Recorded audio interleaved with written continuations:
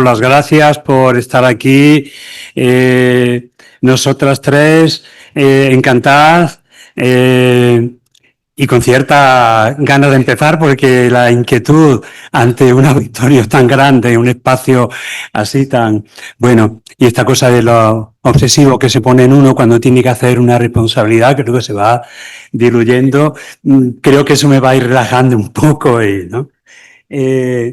Bueno, en primer lugar quería agradecer vuestra presencia y el interés por participar con nosotros todas en un espacio como este, con un tema como este, tan, bueno, yo creo que lo hemos planteado como un tema interesante, como un tema difícil, como un tema necesario.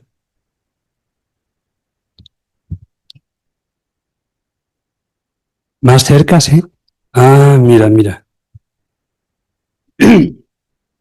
Bueno, decía eso, ¿no? Agradecer vuestra presencia y contar un poco cómo se ha gestado esta ponencia y este trabajo colectivo, ¿no? Que nosotros tres somos una parte muy ínfima de las 60 personas que han participado, los 30 trabajos que estarán en el libro y que podéis ojear con tranquilidad, ¿no?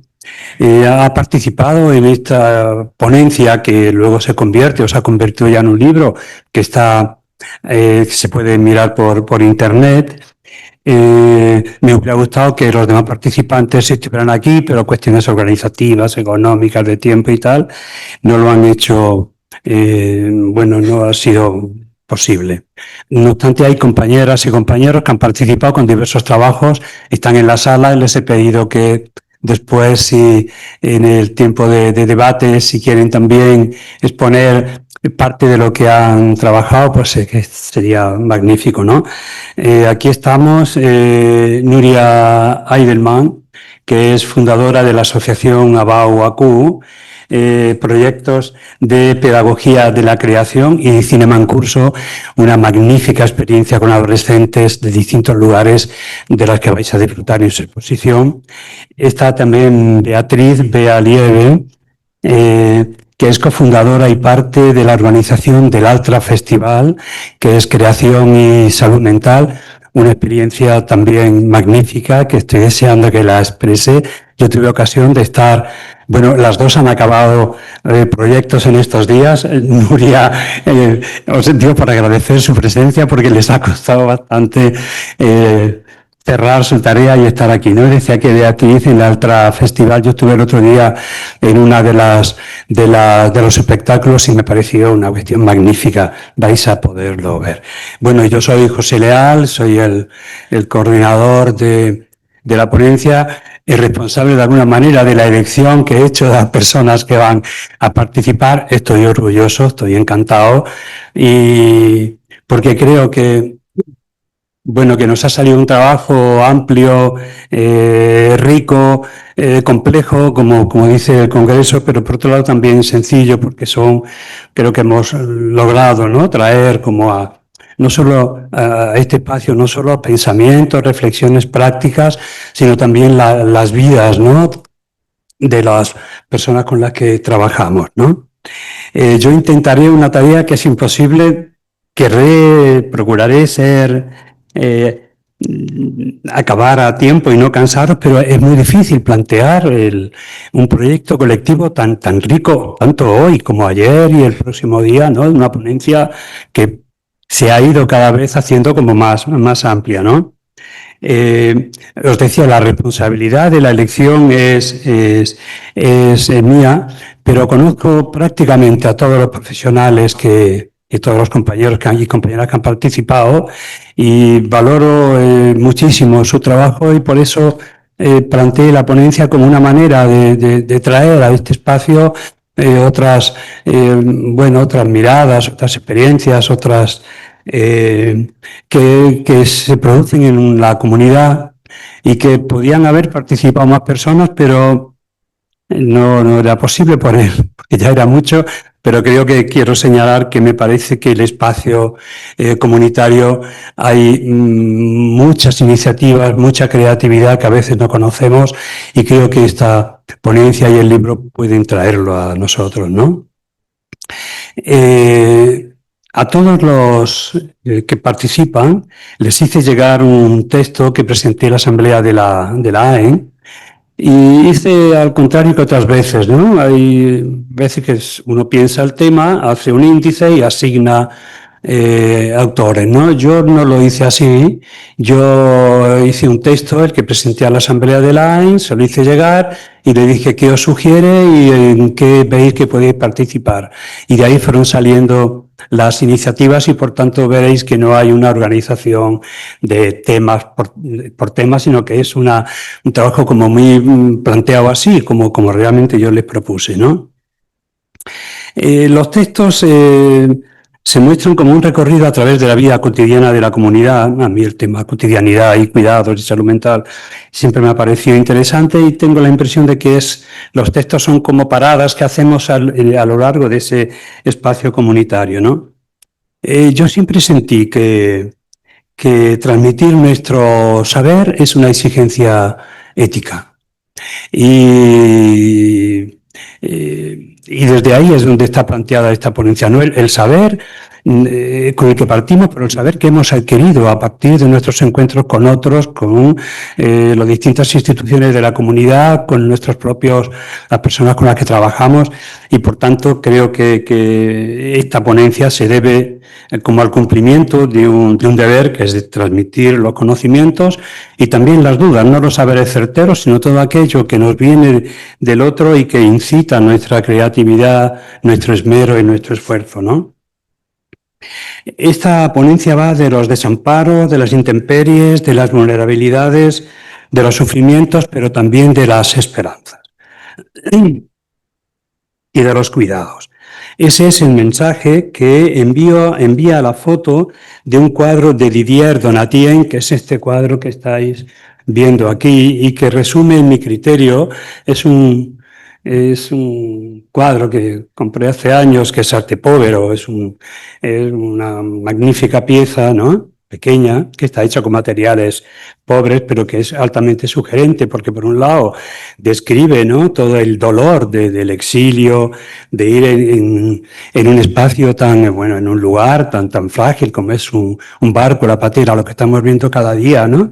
Y por otro lado la esperanza de aquel que quiere atravesar el mar, que quiere atravesarlas y resolver las dificultades, ¿no? No hace falta que haga, o quizás sí, que señalemos que si hablamos de la fragilidad y de tanto sufrimiento, que recordemos las cosas que están pasando estos días en el mundo, las muertes en distintos sitios, ¿no? El sufrimiento de niños, de adultos, de pueblos, ¿no? A veces por la causa de gobernantes realmente tampoco sintonizados con lo humano y muy centrados en sus narcisismos y en sus maldades, ¿no? Como señala Olga Villasante en el prólogo del libro, Olga nos hizo un prólogo muy amable, muy afectuoso y muy, bueno, lo leyó con un gran trabajo leer todo el texto. Olga señala muy bien que este libro, esta ponencia, es como el fin de una trilogía de 3 trabajos anteriores, ¿no?, que coordiné con un grupo amplio de colegas, de profesionales. El primero se presentó en Badajoz y era equipos e instituciones de salud mental y salud mental de equipos e instituciones. He puesto aquí los participantes, alguno no está. Valentín Murió, un hombre con el que hemos tenido mucho cariño y al que reconocemos un valor importante en el desarrollo de la salud mental comunitaria. Pero estuvo Ladislao Lara, Emiliano Galén, Paco Torres, Marcelino López, bueno, un grupo, Lola Lorenzo, Fermín Pérez, en fin. Pues este texto realmente era un texto centrado en nosotros, ¿no?, en nuestras reflexiones respecto a nuestras prácticas. Después hubo un segundo texto, que era continuidad de cuidados y trabajo en redes de salud mental, que se presentó aquí en Bilbao y que intervinieron Benito Saraceno, Begoña Lavarría, que está aquí con nosotros, así que me alegra veros, ¿no? Marife Bravo, Fernando Santos, Consuelo Escudero, Rosa Gómez, bueno, no voy a citar a todos, Amalia Tesoro, José Ramón Ubieto, que ha estado por aquí hoy. Y en este momento, la tarea de este texto, Clínica del Desamparo y Ética del Cuidado, la salud mental como creación colectiva, da un paso más en la apertura conceptual y en la búsqueda, diríamos, de maneras de afrontar la complejidad de la situación de la salud mental en este momento, ¿no? El concepto de salud mental será uno de los que me ocupe a lo largo de lo que voy a ir diciendo. Yo creo que este trabajo está centrado en las vidas vulneradas, heridas, precarias, silenciadas, en los márgenes, invisibles, invivibles, y en los recorridos en la comunidad y en los cuidados. Yo creo que también podíamos definir lo que hemos conseguido en el libro como una fenomenología de la fragilidad. Este es un concepto que utilizó recientemente Álvaro Pombo al recibir el premio Cervantes, ¿no? Y definiendo un poco así, por explicar lo que quiero decir, es un enfoque que busca comprender la experiencia de la fragilidad, tanto a nivel individual como social, y a través de la descripción y el análisis de cómo se manifiesta en la conciencia y la percepción. Os sugiero que leáis el texto que escribió muy breve, detallando la fragilidad según los textos algunos textos de Cervantes. Pero también me gusta un término para definir lo que hemos hecho, que es como una cartografía de la condición humana. Lo que creo que hemos querido plantear en todos los textos vendría a ser algo así como una cartografía de la condición humana, es decir, la condición vulnerable y una vulnerabilidad ontológica. He citado aquí algunos autores que son los que en este momento mueven mi reflexión porque es un tema al que le doy muchas vueltas, ¿no? Desde esta perspectiva tiendo a pensar el proceso que lleva a la vulneración no solo como una experiencia momentánea derivada de la exposición a un riesgo, sino como resultado de un proceso donde se articulan factores socioeconómicos, culturales, políticos, ambientales y vinculares que condicionan, precipitan y determinan las formas de estar en el mundo. Una de las cuestiones que me ha hecho pensar mucho en estos días es pensar incluso el sufrimiento y el trastorno psíquico no en términos de sintomatología, de cuadro y ni siquiera de sujeto, sino de vida, ¿no? Yo estoy dando una vuelta, un querer pensar, ¿no? Cuando decimos los condicionantes de la salud, yo cada vez pienso más los condicionantes de la vida, ¿no? Porque lo que vemos nosotros, al menos lo que queremos plantear en el texto y lo que yo he planteado también, es qué pasa con las vidas, ¿no? Las vidas que son vivibles, invivibles, a veces insoportables para muchas de las personas, ¿no? Si la condición vulnerable es una condición ontológica, es decir, es estructura. Y por tanto, frente a esa estructura vulnerable con la que nacemos y que no se resuelve a lo largo de la vida, los cuidados aparecen como todo aquello que aminoran la vulnerabilidad originaria. Yo creo que la precariedad es el efecto de la falla en los cuidados. Luego definiremos los cuidados, porque también es un concepto, como muchos, que tienen que ser matizados, ¿no? Cuando esas fallas se producen, y cuando se producen muy precozmente, queda dañada la estructura del ser y condicionado su desarrollo futuro. Ahí la definición yo creo que he encontrado como más cercana a lo que yo puedo entender por los cuidados, viene de Fischer y de Tronto, que proponen entender el cuidado como una actividad genérica que comprende todo lo que hacemos para mantener, perpetuar, reparar nuestro mundo de manera que podamos vivir en él lo mejor posible. A mí me parece que es una definición hermosa. Es decir, este mundo comprende nuestro cuerpo, nosotros mismos, nuestro entorno y los elementos que buscamos enlazar en la red compleja de apoyo a la vida. Los cuidados, por tanto, constituyen el modo de aminorar la vulnerabilidad originaria, evitar las precariedades y desamparos, y cuando estos no han podido ser evitados hacerse cargo de curar las heridas, de una perspectiva de salud pública, o podríamos hablar de prevención primaria, secundaria, etcétera, ¿no? Yo prefiero moverme, ir introduciendo otros marcos que en este momento están desarrollados sobre todo por el pensamiento feminista, ¿no? Por tanto, al hablar de la ética del cuidado, que es uno de los conceptos que aparecen en el texto, nos estamos refiriendo, por un lado, al conjunto de reflexiones acerca de los valores que deben sustentar la puesta en práctica de los cuidados. Creo que en el libro de Badajoz, me parece que de las primeras veces que se habla de la ética dentro de los textos de la salud mental. Se habían hablado en la AE, ¿no? Supongo que hablado en otros lugares, pero yo creo que allí había un artículo ya pensando en estos términos. Pero también la ética del cuidado corresponde a un marco conceptual inaugurado por Gilligan y que ha tenido y está teniendo desarrollos muy importantes, ¿no? Yo creo que en este momento hay una gran creatividad en los conceptos vulnerabilidad, ¿no? Y en los conceptos cuidados. Hemos de ser cuidadosos porque a veces todo es vulnerable, vulnerabilidad, ¿no? Personas vulnerables. Yo creo que lo que se plantea el paradigma de la vulnerabilidad es que cuando hablamos de personas vulnerables estamos hablando de personas vulneradas. Es un concepto que me gustó plantear hace años porque a veces me preguntaban, creo que lo he contado alguna vez, me hicieron una propuesta de escritura de un artículo sobre adolescentes vulnerables. Y yo pregunté en aquel tiempo, hace tiempo, ¿quiénes son? Y me dijo, bueno, ya sabes tú, estos chicos con los que trabajas, con los que no, yo estaba supervisando instituciones de chicos que habían transgredido y tal, y yo le dije así espontáneamente, pero eso no son jóvenes vulnerables, son jóvenes vulnerados. Esa idea de vulnerado, el pase de la vulnerabilidad originaria al saberse vulnerado, o al saber que el otro está vulnerado, marca una manera de entender el mundo distinto. Por tanto, creo que se va perfilando cada vez más un desarrollo del concepto vulnerable, ¿no?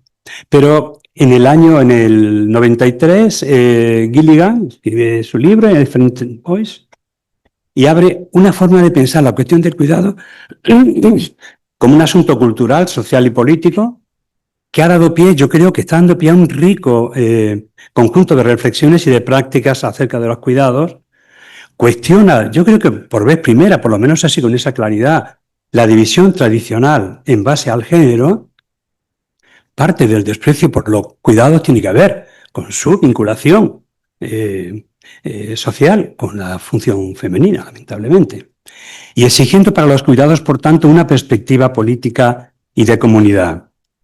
Entonces, lo que dije frente a todas estas reflexiones, yo necesito, ¿no? Nos sería bien tener otras voces, otras miradas y otra salud mental, porque es necesario pensar en otra salud mental si definimos qué es realmente la salud mental y la salud mental comunitaria. Por tanto, esa otra salud mental, en mi criterio, es la construcción, no de ahora, sino que venimos haciendo hace tiempo, de un nuevo paradigma de atender a las personas con problemas de salud mental, pero de atender a la salud mental y al desarrollo de la salud mental en nuestras comunidades. Por tanto, creo que tendremos que hablar de las nuevas y las necesarias desinstitucionalizaciones, que fue el origen también de la salud mental comunitaria. Y yo creo que hay una cosa que a mí no sé si voy a tener tiempo y voy a lograr transmitir bien, que es lo que yo entiendo que es la necesaria descolonización de un concepto que es el concepto de salud mental. Porque a veces oigo equipos con los que trabajo, dice, esta persona, hablando de una persona con dificultades sociales, económicas, y además, esta persona yo creo que tiene salud mental. Y digo, joder, qué bien. No, tiene problemas de salud mental. Pero entonces, lo que me quieren decir, o es de salud mental. Entonces, me ha hecho pensar que el concepto de salud mental ha sido un concepto que está colonizado. De hecho, vamos, no quiero herir a nadie, pero la Sociedad Española de Psiquiatría se ha añadido salud mental. Quiero decir que no sé si es un blanqueo o si es que hay otra manera de, ¿no? Pero, porque todos pueden hacer salud mental, pero yo creo que hay que... En nuestro trabajo vamos a reivindicar la salud mental como creación colectiva, es decir, como maneras de vivir, como maneras de afrontar la vida y como manera de estar en el mundo.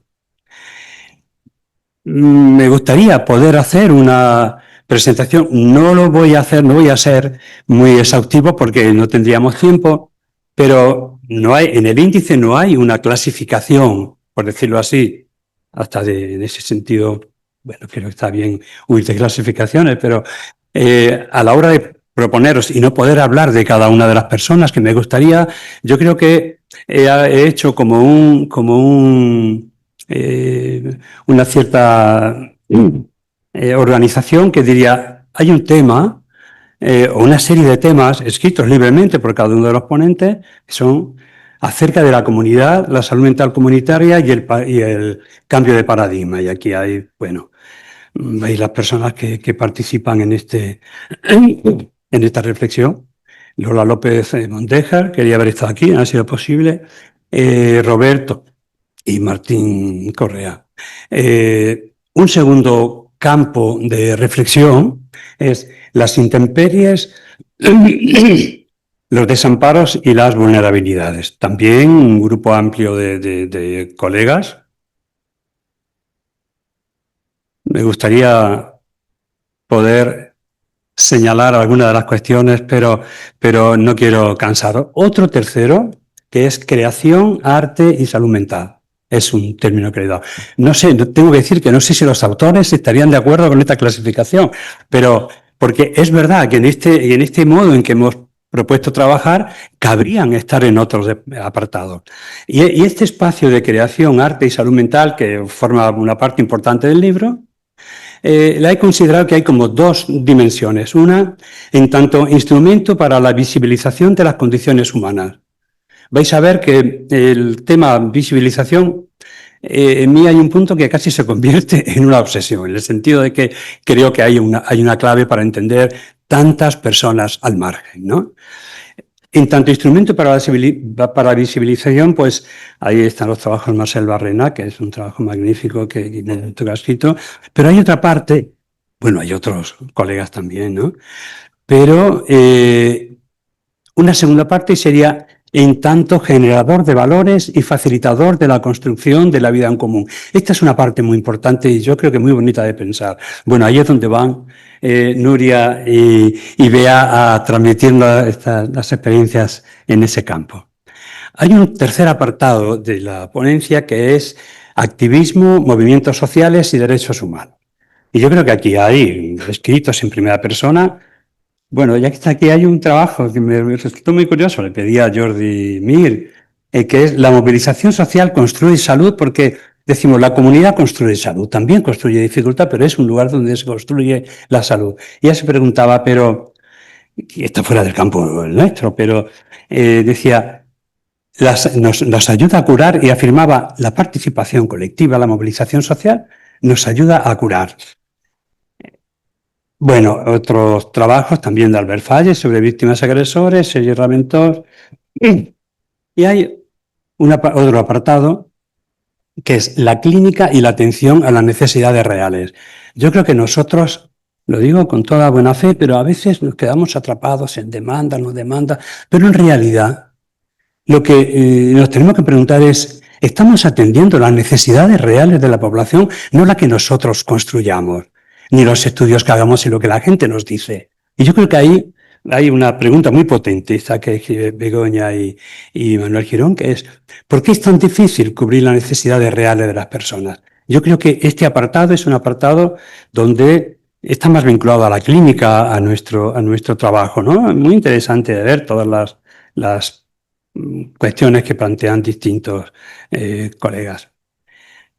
Este apartado, tengo que decir, las vidas vulneradas, espacios de cuidado en la comunidad, ya os digo que son invenciones mías, porque los que han escrito. Yo creo, podría decir que esto para mí es como lo más cercano a lo que yo entiendo por la salud mental comunitaria. Es decir, están al margen, uno está en el propio sistema sanitario, pero son intervenciones, modos de trabajar en contextos altamente vulnerados. Y aquí hay compañeros que van a trabajar, que han trabajado, mejor dicho, sobre cuestiones referidas a la vivienda, jóvenes extutelados que quedan, cuando cumplen 18 años, sin lugares a donde ir. Los trabajos de soporte a la autonomía en el domicilio, los trabajos con mujeres que han sufrido maltrato, que no necesariamente sufren un trastorno mental, pero sufren profundas heridas en su vida psíquica y que son muy limitadas y que se sienten muy limitadas por efecto de esa horrible experiencia de maltrato. Los compañeros que han escrito este trabajo están aquí, ojalá se animen a participar luego, ¿no? El programa de soporte individual a personas en el territorio, yo llamo que todas estas profesiones son, como yo me siento a veces, profesiones nómadas. Es decir, el PSI es un equipo que recorre los territorios, ¿no? ARRELS, o un equipo que trabaja con personas que no tienen hogar y que es otro drama que está muy silenciado, lo vemos a veces, pero en los dramas que hay debajo de cada historia tenemos que tenerlos en cuenta, ¿no?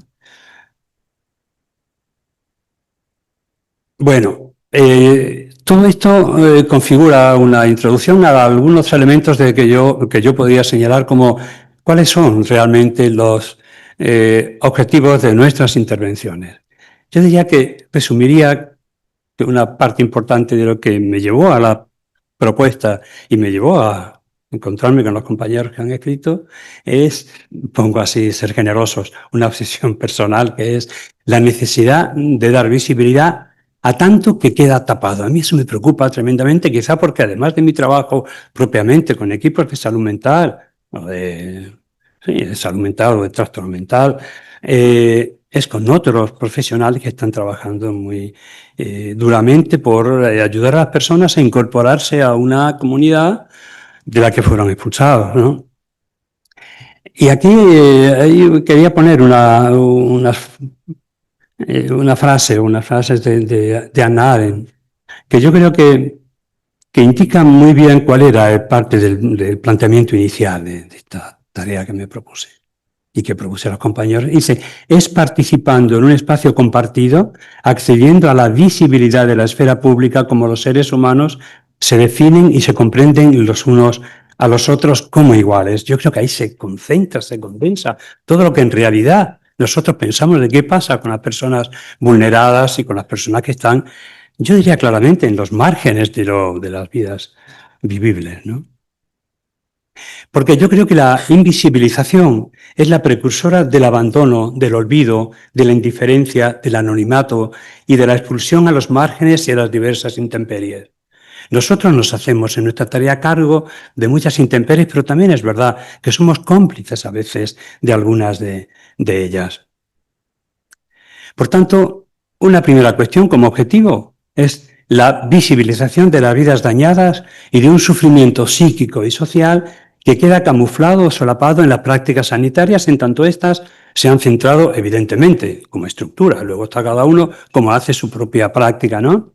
Se han quedado centradas en la enfermedad, diagnóstico, pronóstico y tratamientos. Si la persona es nombrada por su categoría supuestamente psicopatológica, la vida queda atrapada. Visibilidad también de las nuevas prácticas de cuidados llevadas a cabo en distintos ámbitos, no solamente el sanitario, escasamente reconocidas y altamente productivas, con personas que atraviesan por adversidades variadas. Un tercer punto, y este también es importante, que es la visibilización de todos aquellos profesionales que cuidan, que cuidamos, ¿no? Y las prácticas con las que nos hacemos cargo de los cuidados. Yo creo que otro elemento es el desarrollo del paradigma de la vulnerabilidad ontológica y de la ética del cuidado, que nos viene básicamente, como señalo, de la sociología, de la filosofía y del pensamiento feminista. También habló Freud y otros autores, ¿no? Pero porque el desarrollo de esta vulnerabilidad ontológica nos hace pensar que todos somos seres vulnerables y que, por tanto, la vulnerabilidad no puede ser vista como algo vergonzante, ni siquiera como algo a resolver. Hay algunos de los colegas, yo también he planteado algo de esto, que es lo que está pasando con la idea de autonomía, ¿no? Y la confusión de autonomía con la autosuficiencia, ¿no? Porque pareciera que la búsqueda de la autonomía es una búsqueda de autosuficiencia. Yo creo que ahí hay un concepto que tenemos que revisar. Pero lleva también este paradigma de la vulnerabilidad, lleva a la instauración de los cuidados como una responsabilidad de todos y cada uno, y además del cuidado de la vida cotidiana. Yo creo que esto lo vi muy al principio porque mi primer trabajo, creo que para un periódico, fue salud mental infantil y el cuidado de la cotidianidad. Siempre me ha parecido que lo que hay que cuidar es la vida cotidiana y por tanto en aquel tiempo más joven y aún más crítico, no sé, me parece que he ido hacia al revés, he ido de menos crítico a más. Pensé que había como una práctica de la simplicidad y una práctica de la complejidad, ¿no? Que era una práctica de la... Después he ido planteando, ¿no? Que hay una práctica aparentemente épica y una práctica que yo creo que tiene que ver más con la lírica, que es el cuidado de lo cotidiano. Nuestras tareas deberían ir cada vez más en el cambio, en la intervención sobre la vida cotidiana. Estoy convencido de que esos cuidados articulados deben ser articulados desde una perspectiva claramente de horizontalidad, cosa que cuesta conseguir. Otro punto sería pensar las prácticas como prácticas del cuidado y del buen trato, como ya señalé algo de esto. Y yo creo que la salud mental es un concepto a descolonizar de la apropiación de los poderes y saberes sacros. Hay un artículo en la revista Archipiélago de 2007, una revista muy interesante, de Alberto Ortiz e Iván de la Mata, que hablan de la colonización de la psiquiatría, ¿no? Con la psiquiatría como estructura, no de los psiquiatras, evidentemente, ¿no? Y yo creo que es verdad, la salud mental es un concepto colonizado. Y por tanto, hay que decir que la salud mental no es el resultado de un sistema de recursos de alta especialización, esto lo dice la OMS, ¿no? Sino de maneras de conducir la vida y las condiciones de vivir articulando recursos. Yo creo que la descolonización del concepto de salud mental está vinculado a la necesidad de desmedicalizar la salud. Me gustaría a veces detenerme en alguna cuestión, pero por ejemplo, conceptos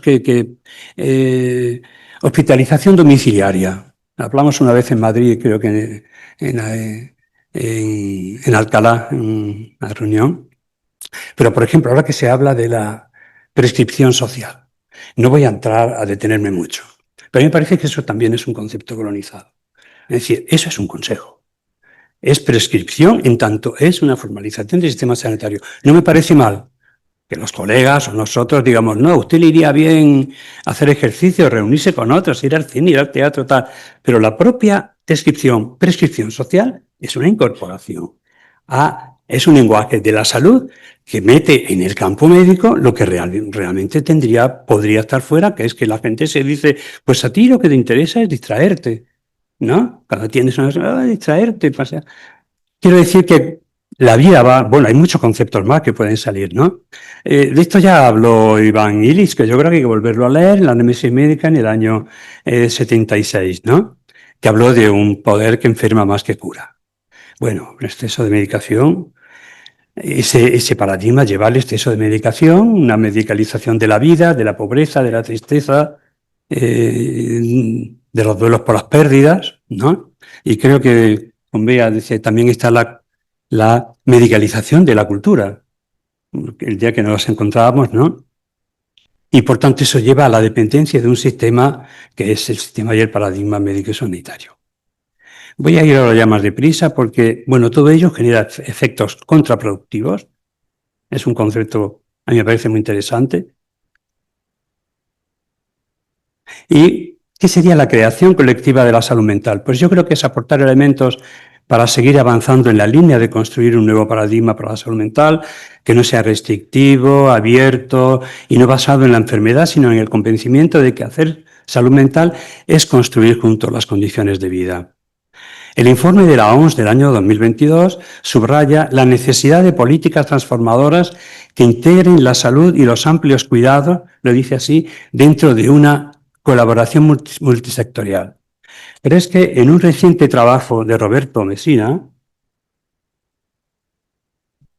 que ha hecho un trabajo muy bonito en relación con Basaglia, ¿no? Que el año pasado hizo 100 años de la muerte de Basaglia, que para tanto de nosotros y para la salud mental significó. Roberto, un trabajo que ha hecho para el Banco Mundial, dice, los resultados clínicos y sociales de las instituciones psiquiátricas, habría que ver, no le he preguntado a quién entiende por psiquiátrica, son altamente deficientes. Por tanto, cuidar la salud mental desde la perspectiva global que planteo, no la atención exclusivamente a lo que nosotros designamos como trastorno mental, que evidentemente, al existir, tiene que ser cuidado, pero estamos hablando de una otra perspectiva. Cuidar la salud mental requiere propuestas integrales que incluyan todo aquello que puede llevar a la obtención de una vida digna. La salud mental especializada tiene que estar integrada, más integrada. Esto es un debate que reabrirlo ahora llevaría tiempo en los servicios de cercanía al usuario. En un marco de atención basado en sistemas holísticos, sostenibles y cuidadosos con los derechos y que prioricen las necesidades integrales de las personas, que rompan la rigidez de un paradigma mecanicista que constituye la enfermedad en el centro, que no se puede, esta es una expresión de Rotelli, no se puede separar un objeto, él dice ficticio, la enfermedad, de la existencia global de la persona y del cuerpo tejido social, que hay que recuperar, eso es imprescindible para recuperar a la persona y la vida con la que nosotros nos encontramos cuando consultan, sus sufrimientos. Yo creo que hay que desinstitucionalizar las consultas. Yo creo que podemos hablar de trabajos sedentarios y nómadas. La salud mental comunitaria no puede ser sedentaria y una gran parte es sedentaria. Yo creo que tiene que ser nómada. Hay que revisar los roles, hay que desempoderar los roles. Yo creo que aquí también hay una cuestión que aparece en algunos de los textos, que es, ¿estamos hablando de disciplinas o de gremios? ¿Estamos hablando de interdisciplinaridad o de intergremialidad? Porque yo cada vez me parece que puedo afirmar que estamos en un tiempo postdisciplinar y riesgosamente neogremial. Y poner el acento no solamente en los procesos de curación, cuando es posible, sino en el proyecto de invención y construcción de la salud. Ese es un proyecto ilusionante. Y de reproducción social de la persona, de una salud mental que sea una construcción colectiva. Porque lo que debe preocuparnos, evidentemente, que es la curación. Hablar de ello en nuestro contexto ahora daría para un simposio, para un congreso y para más libros, ¿no? Pero lo que debe preocuparnos ya no es la curación para una vida productiva, sino la producción de vida, de sentido, de sociabilidad, de intercambios para una vida digna. Disminuir el paradigma, el peso del paradigma clínico psicopatológico. Ayer me contaban en una supervisión de un equipo que un profesional sanitario había ido a una institución de niños que estaban en situación de tutela, que el padre se estaba muriendo, que el profesional de Leaya fue, atendió a la niña por ver cómo estaba y tal. Cuando salió después de media hora, él le dijo a los educadores, pero esta niña está disociada. Y dijeron los educadores, eso que sí, sí que está disociada porque no le habló de la muerte posible del padre. Claro, ese lenguaje es tan hiriente, porque ahí no había disociación ninguna, pero en media hora una niña no puede, un niño no puede contarle a alguien que no conoce, que está preocupado por su papá, que está bien en la escuela. Quiero decir que hemos de construir, yo creo que estos lenguajes. Por tanto, habría que seguir trabajando por erradicar. Cuando yo coordiné la estrategia de salud mental, uno de los problemas serios que tuvimos fue que no era posible decir erradicar, iba a decir tender a disminuir las contenciones mecánicas. Pero yo creo que eso no se puede decir tender a disminuir, como no sea hasta el año que viene. Habría que decir erradicar el estigma y las diversas violencias en todos los ámbitos, y promover la inclusión sigue siendo desafíos claves. Construir, por tanto, servicios modernos, abiertos y cooperativos que unan sus energías con todos buscando la creación del bienestar.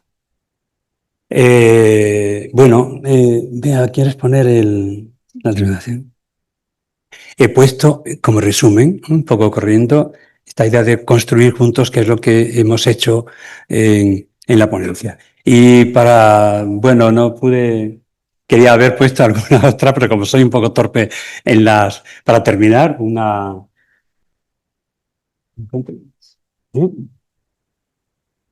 Sí. Conmutar la pantalla. Sí, espero que la diréis.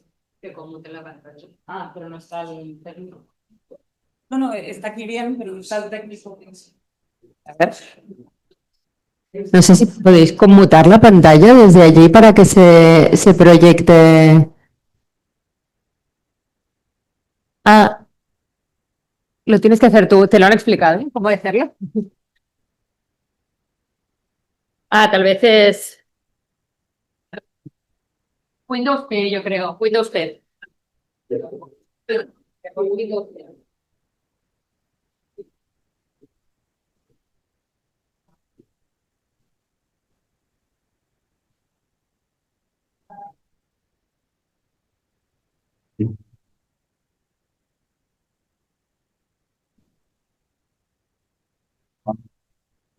No es publicidad, ¿eh?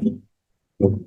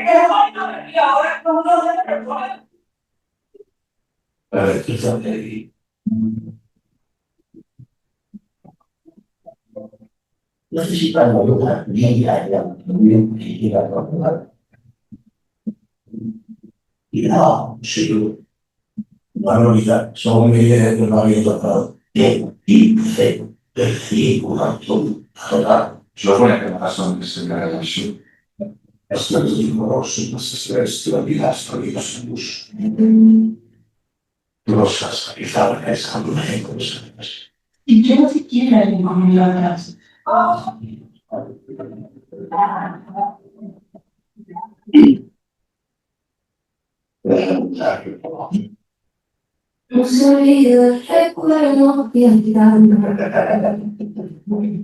del fuego de mi alma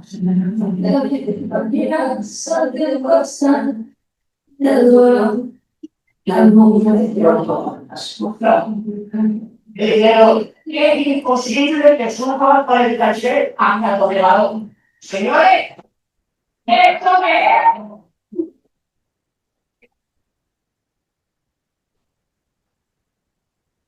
Bueno, quería acabar con esta, porque para mí me parece que es como este modelo de construcción colectiva y porque seguí muy de cerca la construcción de la película y del anterior, Mediterráneo, y creo que es como un ejemplo, y el éxito yo creo que no ha tenido que ver solamente con la calidad artística que la tiene, sino con que ha movido, ¿no?, de nuevo la idea de que hay que construir colectivamente y hay que enfrentarse a las dificultades y sentir que tenemos capacidad de transformar las cosas.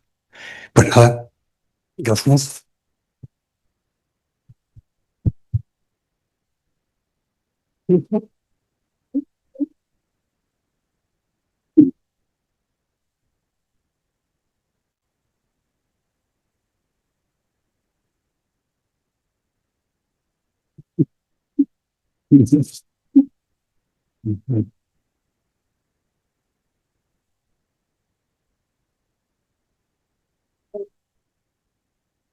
Bien, bien. Todo bien, todo bien. Ahora vais a disfrutar con los trabajos que va a plantear Nuria. Estoy de técnica ahora mismo. Estás de técnica. Ay, ya me extrañaba. Bueno, esta cosa de la coordinación. Exacto. Esto es una colaboración. Está muy bien, un ejemplo. Creo que sí. Y tengo que apagar yo el mío a lo mejor. Sí. Ahora, sí, gracias. Hola, buen mediodía ya. Como José nos presentó ya hace un ratillo, pues vuelvo a repetir mi nombre, soy Beatriz. Soy parte de la organización de l'Altre Festival, el otro festival de artes escénicas y salud mental, que es un evento cultural que se realiza en Barcelona cada año. Y lo primero que quería comentar es que, además de los agradecimientos a Pepe por invitarnos a reflexionar sobre nuestra propia práctica, es que este festival comenzó hace 11 años, acabamos de celebrar la 11ª edición, y hace 10 años atrás nos invitaron por primera vez a un congreso que tenía que ver con el ámbito social y sanitario como evento divulgativo. O sea, cómo a través de nuestro festival se podía visibilizar la práctica de otro sector. Tal vez hace unos 4 o 5 años atrás se nos volvió a invitar a otro congreso en el que igual se nos visibilizaba como instrumento, ¿no? Tal vez sonaba más lo que era el arte terapia, que no es necesariamente nuestra área más cercana a nuestra práctica, pero eso se visibilizaba más como un instrumento. Y creo que es primera vez que se nos invita como parte de la familia.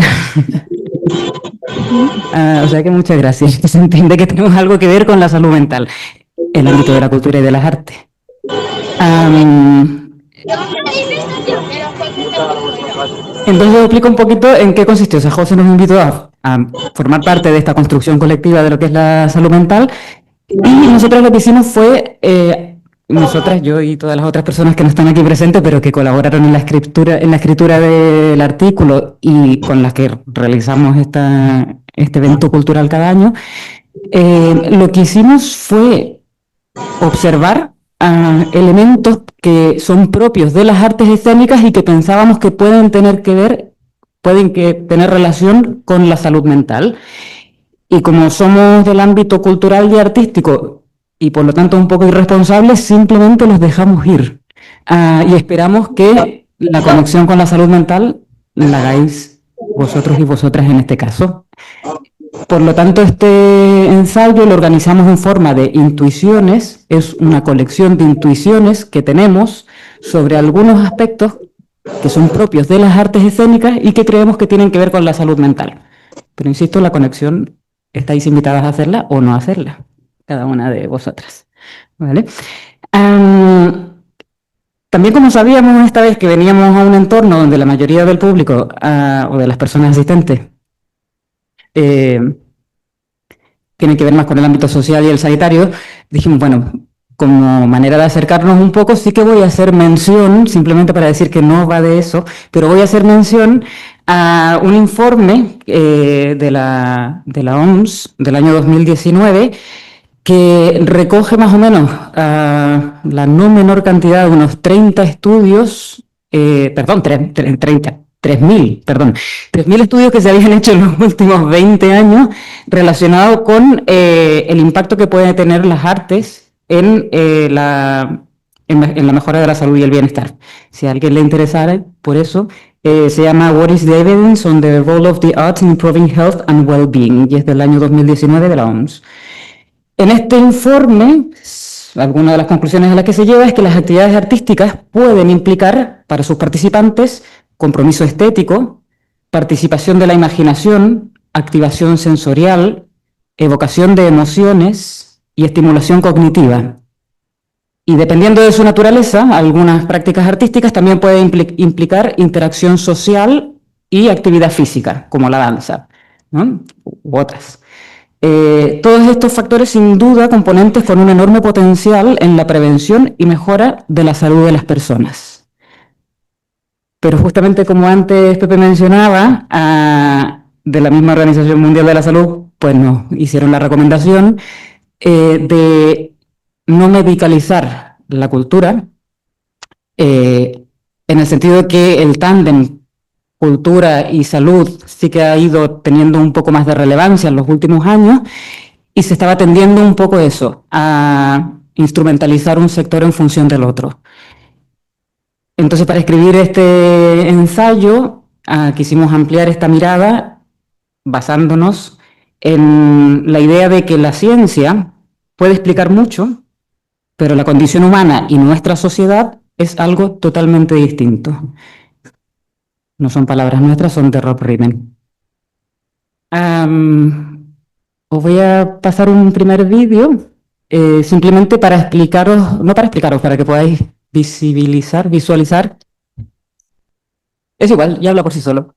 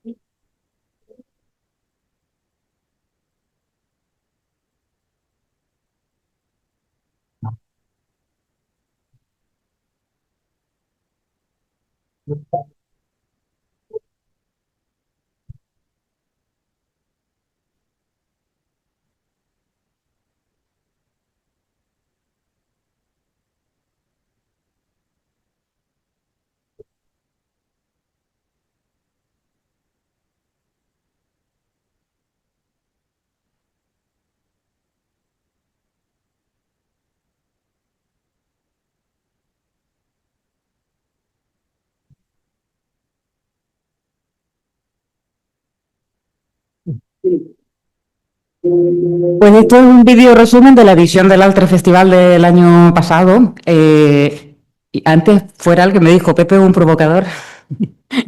Y simplemente por recoger esta idea de provocación, simplemente quería preguntar a las personas aquí asistentes si esto que es en un espacio cultural, si habéis podido distinguir en este vídeo quién tiene un diagnóstico y quién no lo tiene. Y es una de las razones de ser de este ámbito, de este contexto en el que nos relacionamos las personas del altre, las altras, las otras personas, ¿no? Entonces es un proyecto que nació, de hecho, inspirado en Josep Clusa, que muchas de las personas aquí presentes seguramente conocieron, quien fue promotor de una compañía de teatro, la Trifulga dels Fútils, él junto con Lourdes Saumell, que era una trabajadora de pisos, y de Josep Voltà, que era una persona usuaria del centro de día Pi Molist.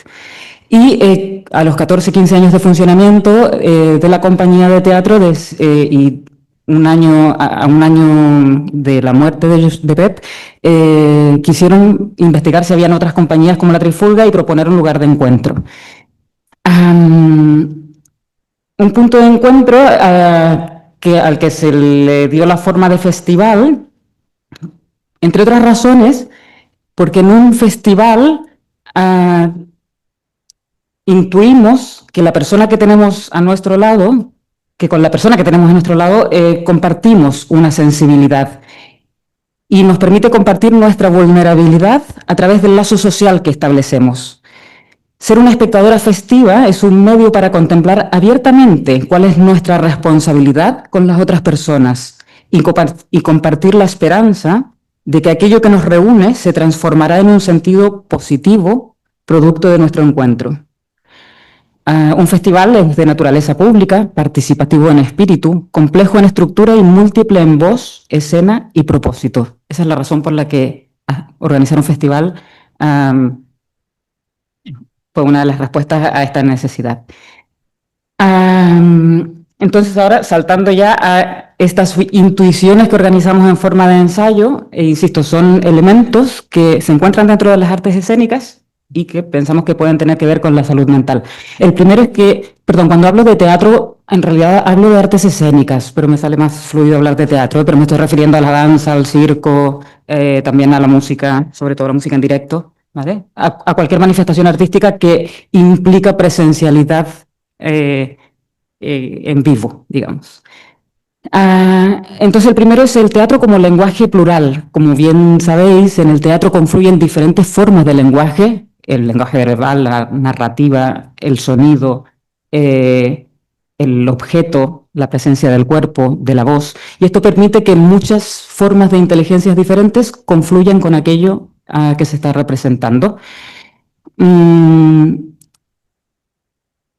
Es por tanto el escenario teatral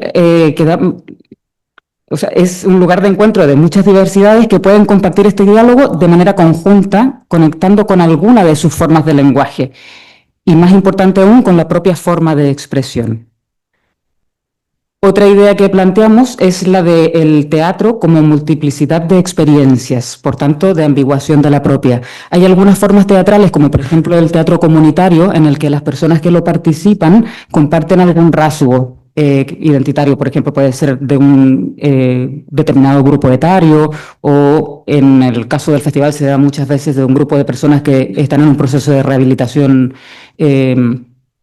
o que pueden ser vecinas de un barrio, etc. Esta práctica lo que permite es que diferentes personas que comparten este rasgo puedan visibilizar, de hecho, a otras personas que están viviendo lo mismo, pero con diferentes experiencias. Y por otro lado, y más conocido, sería la idea de del teatro como forma de empatía al pasar la historia de otro por el propio cuerpo. Una tercera idea que sugerimos es la del teatro como representación del diálogo, una cosa que nos falta un poco hoy en día, y no solamente del diálogo, sino de la escucha, como un espacio blindado para iluminar voces que son menos escuchadas en nuestra sociedad. Justamente ahora, en esta edición del festival, eh, estrenamos un espectáculo en el que participaban personas que tal vez yo conocía hace 6 o 7 años y nunca había tenido realmente acceso a conocer a esas personas como teniendo la oportunidad de ser espectadoras de sus propias biografías. Um, Otra intuición que sugerimos es la de las artes escénicas y la presencialidad obligatoria. Yo siempre digo que las artes escénicas o el teatro debe ser, si no la única, de las pocas actividades o disciplinas humanas en que la presencialidad es imprescindible, si no, no existe. Y eso va en contra de esta entropía, ¿no?, de nuestra sociedad que nos empuja hacia el aislamiento. Ah, Aquí podemos rememorar las palabras de Peter Brook, el creador y teórico escénico, ¿no?, que dice: un hombre pasa caminando por el espacio mientras otro lo observa, y eso es todo lo que hace falta para que ocurra el acto teatral. No solamente es lo único que hace falta, sino que si no hay estas dos partes, simplemente no ocurre.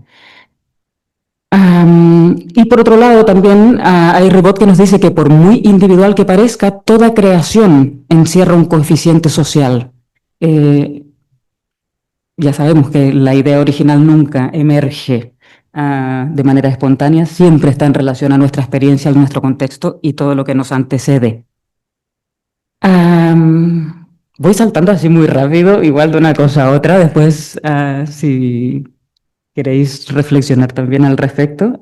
Es tal como está escrito el ensayo, insisto, es una colección de intuiciones que ahí dejamos. En la siguiente, pues voy a citar a la directora de teatro y expresidenta de Islandia, Vigdís, ¿quién se atreve con un apellido islandés? Finnbogadóttir, que dice que el teatro tiene exactamente el mismo tamaño que la vida, ni más ni menos. Sus temas e inquietudes pueden tomar mayores dimensiones, pero la forma en sí misma es del tamaño de la vida y así lo recibimos. Así sus emociones y placeres tienen una forma diferente a la del cine, la televisión o Internet, y su nivel de compromiso es fundamentalmente más humano y más íntimo.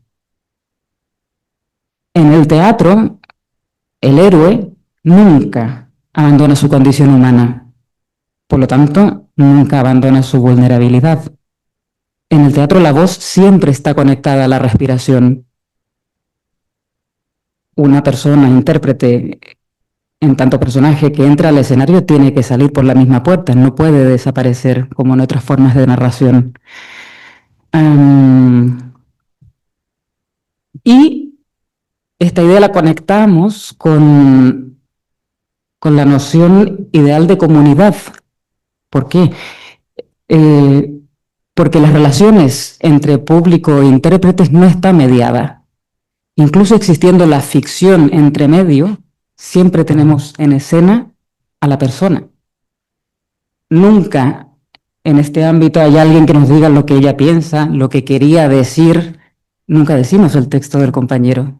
Hay una verdad que son las emociones y el cuerpo de esa persona que está ahí presente. Y aquí sí que lo conectamos a veces con las diferencias en otros ámbitos, como podría ser el social o el sanitario.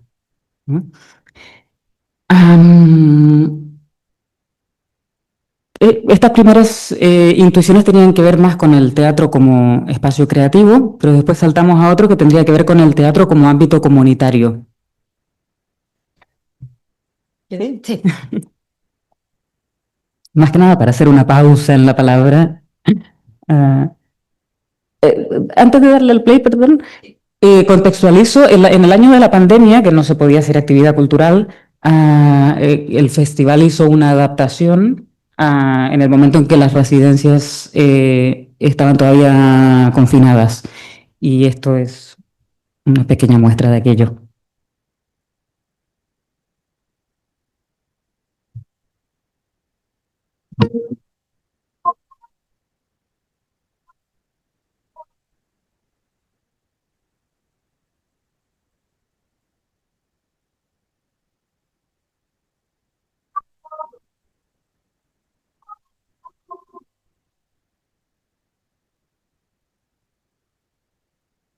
Una cel·la de 3 metres, el coixí sobre la pedra, una única finestra.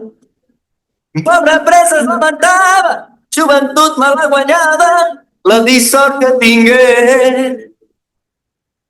Una vista privilegiada, de la finestra guaitava, el mar blau i el blau cel. La seva única diada, la seva veu quan entonava, tornades a preses de net. Una sol de colors s'enlaira cap al fons. Serà mar o serà cel, serà la seva ment. Canta la dia, canta la mar, canta pels avis com quan era infant. Sembla mentida, un raig de sol, com t'il·lumina i et dona escalfor. Canta la dia, canta la mar, canta pels avis com quan era infant. Sembla mentida, un raig de sol, com t'il·lumina i et dona escalfor. I aquest racó de mons on vaig viure jo, sol com un mussol, de sol a sol vaig viure jo. Gracias. Gracias. Nos cuestionábamos, de hecho, en su momento de que quién puede decir que esto no es salud mental, ¿no? O que no tiene que ver con la salud mental. Pues nada, salto a la siguiente parte del ensayo, que tiene que ver más con el teatro como espacio comunitario, citando también a Jacques Rancière, con un libro maravilloso que si os queréis leer, que se llama El espectador emancipado, en el que nos dice que el teatro apareció como una forma de la constitución estética, de la constitución sensible de la colectividad. En el teatro ponemos en juego nuestra sensibilidad de manera colectiva y que la condición de espectadoras nos desjerarquiza. ¿Por qué? Porque dentro de un patio de butacas no hay respuestas correctas, no hay alumnos privilegiados, sino que nos ponemos todos en la misma casilla de salida. Lo cito, dice, es la capacidad que tiene cada uno o cada una de traducir a su manera aquello que percibe, de ligarla a la aventura intelectual singular, la que nos vuelve semejantes a cualquier otro. Ese poder común de la igualdad de las inteligencias liga individuos. Es decir, que proponemos una acción que pone en juego nuestra sensibilidad colectiva en la que todas las personas estamos en una misma condición.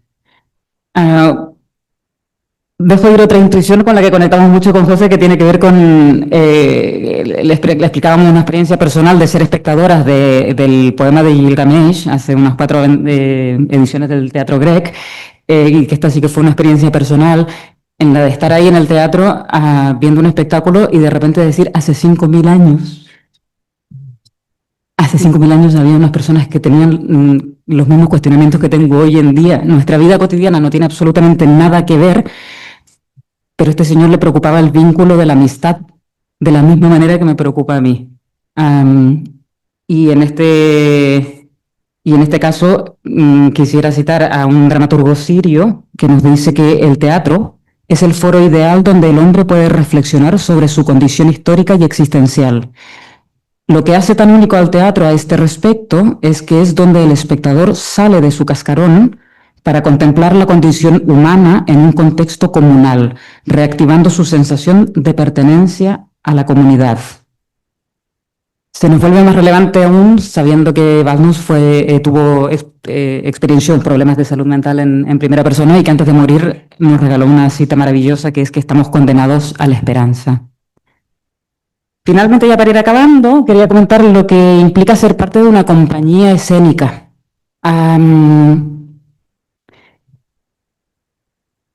Uno de nuestros compañeros cofundadores del festival, Manela Noro, lo tituló como hogares escénicos, que son espacios espacios de intimidad compartida. En el teatro, en una compañía escénica, nos focalizamos en los talentos y las capacidades de las personas, en sus intereses, en sus curiosidades. no solo en su enfermedad o en sus sufrimientos. Y en un espacio donde se mezcla cultura y salud mental se crean momentos muy especiales. Como por ejemplo en nuestro festival, donde igual hay psiquiatras o psicólogos atendiendo el bar y haciendo terapia, pero de la clásica, de la que hacía el camarero del bar, ¿no? Cuando venía el cliente y se quedaba hasta las tantas.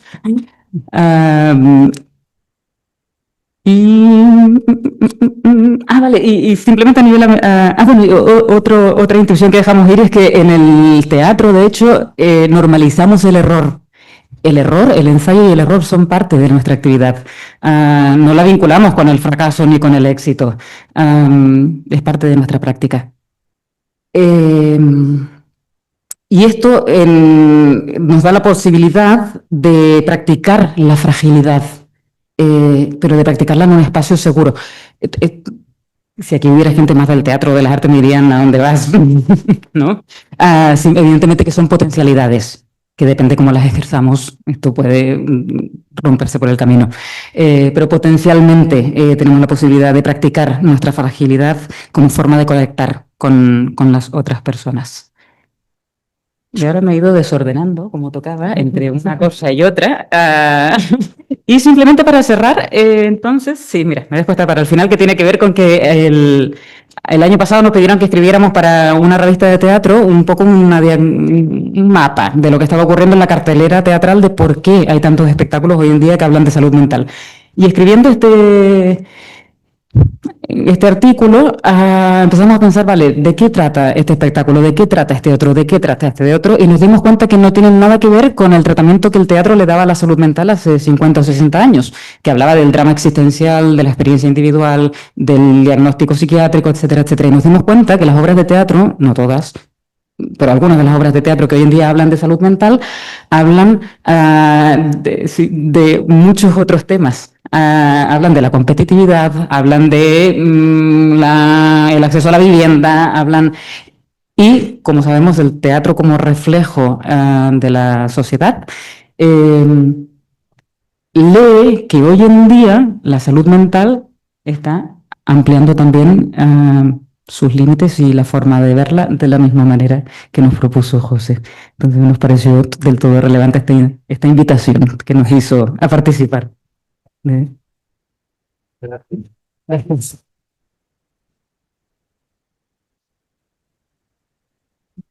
Bueno,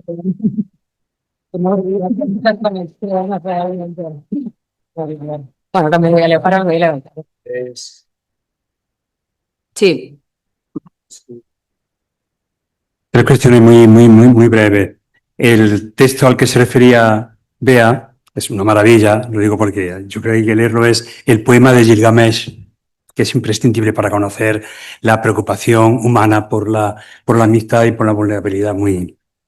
Después agradecer el recuerdo de Pep Cruza. Y después señalar también, bueno, Pep Cruza es muy querido por muchos de nosotros, sí.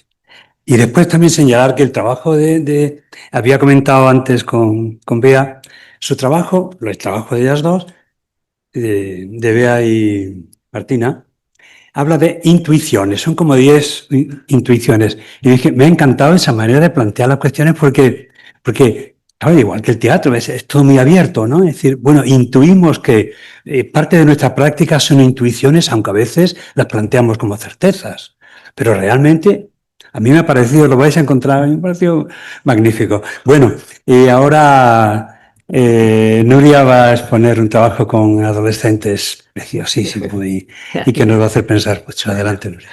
Buenos días. Muchas gracias, Pepe, por la invitación a participar en el libro y ahora por la participación, estar en esta mesa que nos honra a las dos, ¿no? Y a nuestras colegas con quien hemos escrito los textos.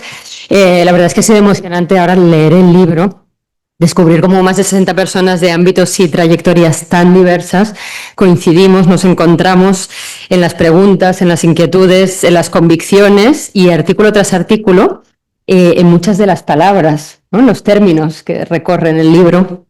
Y evidentemente no es casual, pero no por ello es menos significativo, porque compartimos inquietudes profundas y también horizontes de posibilidad, confianzas, ¿no? Tú también hablabas, reivindicaciones, esperanzas, ¿no? Que también hacíais presente. Entonces, la sensación de que la hipótesis del libro, ¿no? Que el propio libro resuelve un poco su hipótesis y evidentemente, ¿no? Seguimos viviendo en el mismo mundo hostil, los motivos para la preocupación y desesperanza son tantísimos, pero reconocer estas coincidencias desde lugares y ámbitos tan diversos nos hace pensar, creer, soñar que es posible acompañar que las vidas sean más vivibles y que el mundo sea más amable, ¿no? En el sentido de poderse amar, más habitable. Y eso es algo que recorre el libro, ¿no? Y es muy significativo.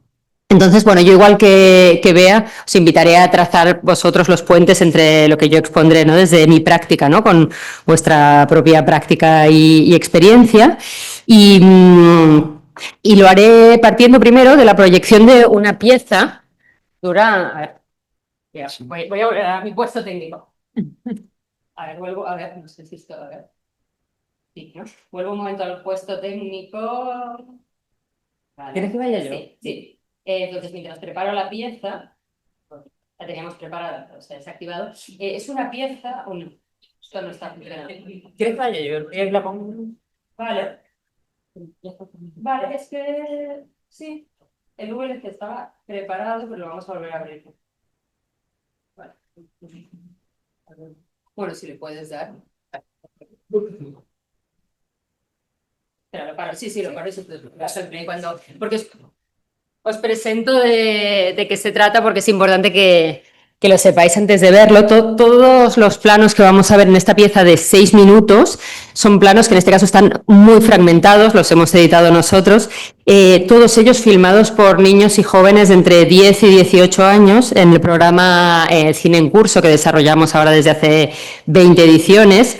Y se han realizado, claro, estos planos a lo largo de los años en contextos muy diversos, tanto geográficamente, socioculturalmente, privilegiando, ¿no? Muy especialmente los contextos con difícil acceso a este tipo de prácticas artísticas y con situaciones más desamparadas, pero a la vez manteniendo la diversidad de los participantes por todo lo que supone para todos ellos preservar esa diversidad. Provienen de talleres en Euskadi, en Cataluña, en Madrid, en Galicia, también el programa se ha desarrollado en otros lugares. Y los talleres de cine en curso se desarrollan en el ámbito reglado educativo de las escuelas e institutos, o sea, en el horario lectivo. Los centros le dan un espacio muy importante a la cultura, a la creación a través del programa, pero como ahora veréis, desborda el marco del horario también lectivo. Y son acompañados los talleres tanto por los docentes, maestros, profesoras, como por cineastas a lo largo de todo el año. Y bueno, no explicaré ahora mucho más, después podéis consultar más detalles del proyecto pues en la página web, y sí tener presente, ¿no? Todos estos planos han sido filmados por estos niños, niñas, jóvenes y también por algunos jóvenes migrados sin referentes adultos con los que trabajamos pues desde el año 2020 también con chicos migrados solos. Entonces los primeros planos están filmados muchas veces con móviles, si disponen del dispositivo, con cámaras fotográficas del propio centro, prestadas, cámaras ligeras, compactas. Veréis que oiremos sus voces, leeremos sus textos, muchos hacen referencia a referentes cinematográficos que les acompañan, ¿no? Que han visionado fragmentos y les inspiran y les acompañan en su creación. Y después veremos también planos de las películas que realizan a lo largo de los talleres, que son películas de ficción y documental de unos 15 minutos. Veremos, claro, otra vez planos muy fragmentados, pero nos parece importante como situar, ¿no? qué vamos a ver, y también los podréis ver brevemente rodando estas películas, en este caso ya con equipos profesionales que permiten pues desarrollar también todas unas selecciones expresivas. Entonces, esos son los 6 minutos que veremos. Me aparto para no...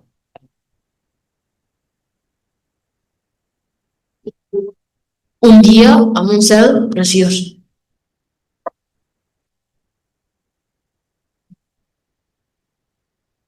Són les 7 de matí. Gravo des del meu balcó, a la manera de David Verdó.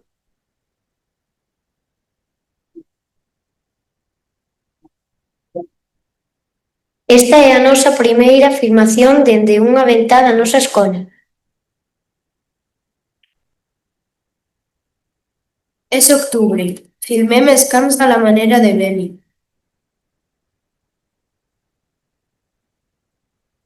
Damay génn ci bibliothèque yi jàkkaarloo garab bi mu neex ma filmé ko.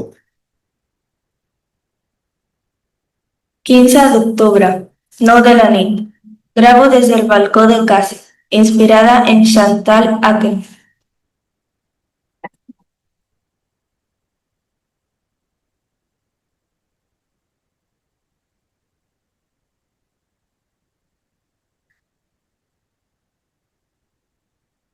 Mi madre me dijo, saca la cámara, va a salir el arco iris. Yo no la creí.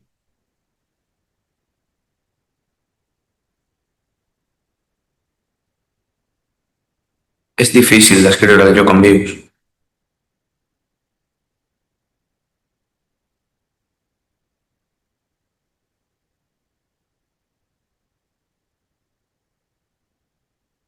Amb el pas dels anys, t'adones que un barri no són els edificis, les botigues, els carrers.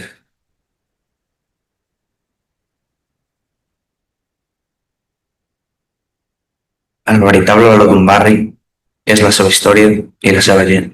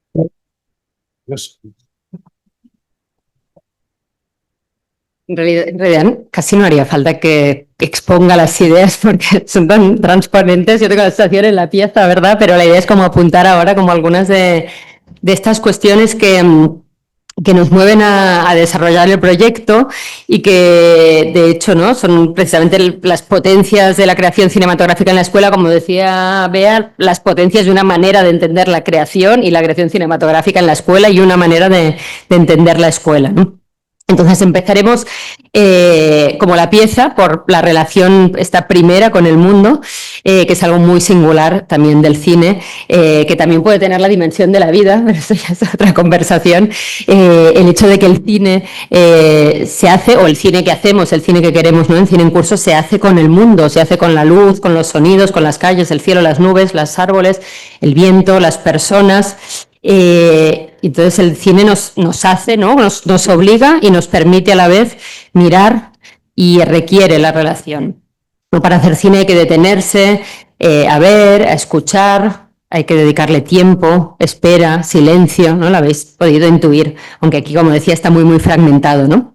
Entonces los talleres los abrimos desde hace 10 años con lo que llamamos planos del mundo, que es una propuesta inicial iniciática, son los primeros planos que habéis visto aquí, ¿no? Fragmentados, filmados, ¿no? Con aquello que tenemos a mano, sea una cámara que nos prestan, sea un teléfono móvil, y lo que nos permite en esos primeros planos es descubrir a la vez el gesto esencial del cine, mirar y encuadrar, y empezar a mirar el entorno con una mirada nueva, capaz de maravillarse por lo cotidiano, ¿no? De lo que nos hablabas tanto, Pepe, y ese gesto tan sencillo, ¿no? Es precisamente la potencia esencial del cine, ¿no? Filmar un plano del entorno, de un lugar que vemos cada día desde nuestra ventana muy a menudo, da sentido a ese trocito del mundo, lo resignifica, lo hace más propio. Y lo que parecía anodino, ¿no? Carente de interés, visto con esta nueva mirada del cineasta, se descubre potencialmente muy bello, ¿no? Es el primer descubrimiento. Todas las películas, sean ficción, documental, ocurren, ¿no? Y tienen una presencia muy importante los barrios y los pueblos. Y entonces es increíble porque seguramente muchos tenéis experiencia como en muchísimos contextos, ¿no? Pues las personas que viven pues consideran que su barrio o pueblo pues es feo, ¿no? Y cuando empezamos los talleres pues muchas veces dicen, pero aquí ¿cómo vamos a hacer cine? Si aquí no se puede filmar, no hay nada que filmar, ¿no? Y esto es increíble, el cambio de mirada, al empezar a poder ver lo cotidiano de una forma totalmente diferente, que en ese mismo momento, desde la primera experiencia, ¿no? Que son los planos del mundo, nos permite vivir mejor y descubrir que este mundo que nos rodea es valioso y descubrir que cada uno de ellos puede revelar su valor es un paso necesario y muy transformador para arraigarse y para vincularse. Un lugar filmado, una persona retratada, ya son para siempre más nuestros y seguiremos hablando del valor de los vínculos. Y de la presencialidad, ¿no? Del hecho de, ¿no? Cuando estar juntos filmando, ¿no? La presencialidad también tiene que ver con un momento que, claro, es muy propio de las artes escénicas, como nos hablaba Bea, pero también ocurre en el cine, que es el momento de estar juntos en una sala proyectando las películas, y es una cosa increíble que pasaba antes de ayer en la Filmoteca de Cataluña y otras previas, y el lunes en Pamplona y el miércoles en Valencia y el viernes en Galicia y el próximo martes en Donostia, Tabacalera, y que es primero se reúnen chicos y chicas que han compartido a la distancia procesos de creación similares para compartir sus películas, para conocerse y reconocerse a través de sus películas, siendo y viniendo, ¿no? De también contextos muy diferentes y habiendo realizado películas muy diferentes, pero a la vez compartiendo muchísimo. Y después de esas primeras proyecciones colectivas del equipo, los equipos de trabajo, vienen y ya han empezado las proyecciones en pueblos y ciudades, ¿no? Que son proyecciones también extraordinarias y de las que quería hablar, ¿no? Como más singularmente, porque muy especialmente en el caso de las películas documentales, ¿no? Habéis visto algunos planos de retratos de oficios, de personas, también de grandes instituciones, ¿no? que dan a chicos y chicas la responsabilidad, ¿no? de retratarlas. Cuando esas películas son vistas en los barrios, claro, es impresionante, porque la comunidad de esos chicos y chicas descubre su barrio, ¿no? Su pueblo de una forma totalmente nueva que jamás había visto, y es la transformación que ha ocurrido, ¿no? En los chicos a lo largo del año pasa a ocurrir ¿no? En los adultos, y todos ellos lo manifiestan.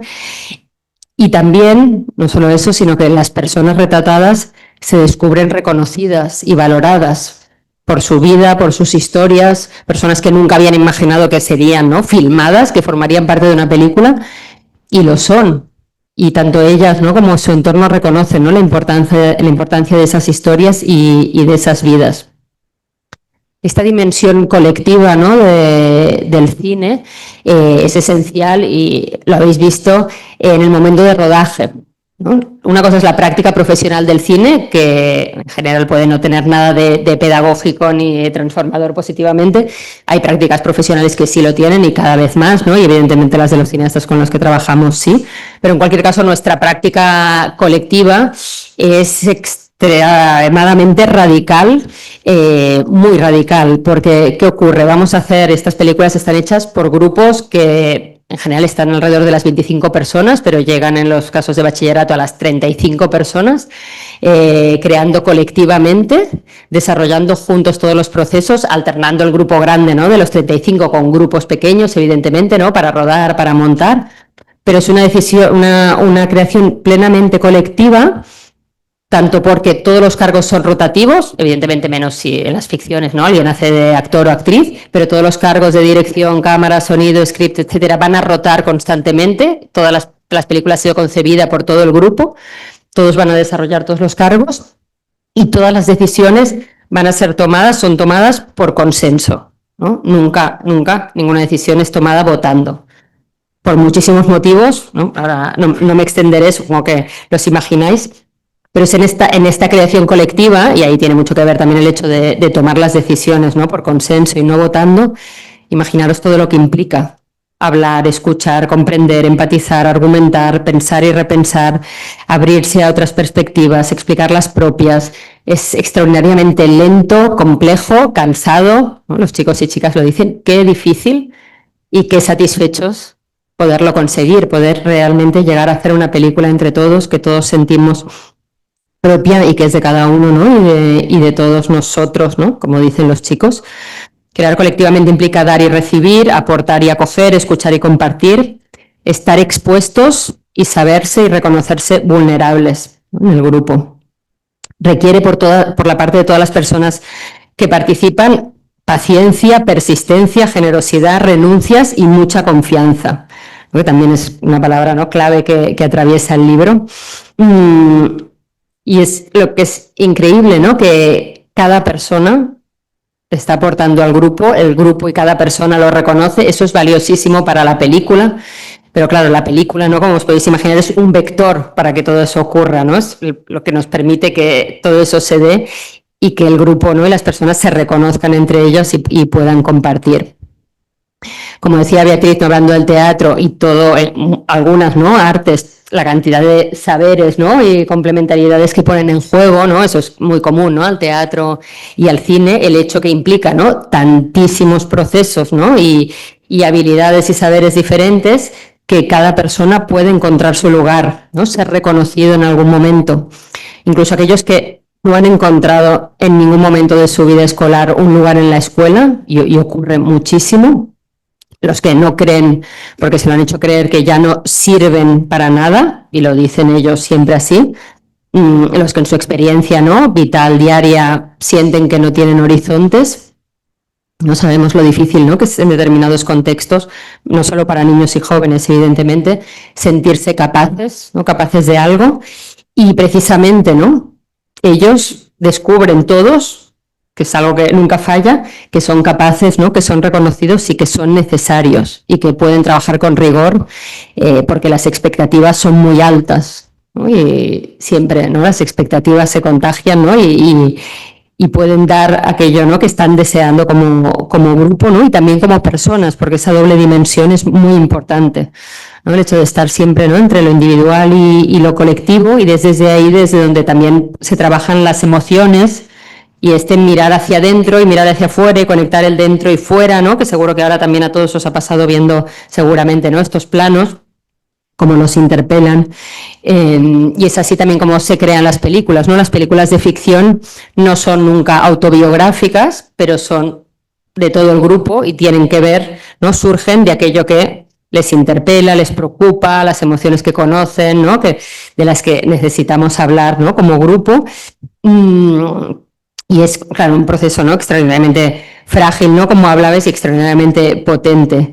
Implica poner palabras, ¿no? A cosas que conocemos, nos preocupan, imaginamos, tememos.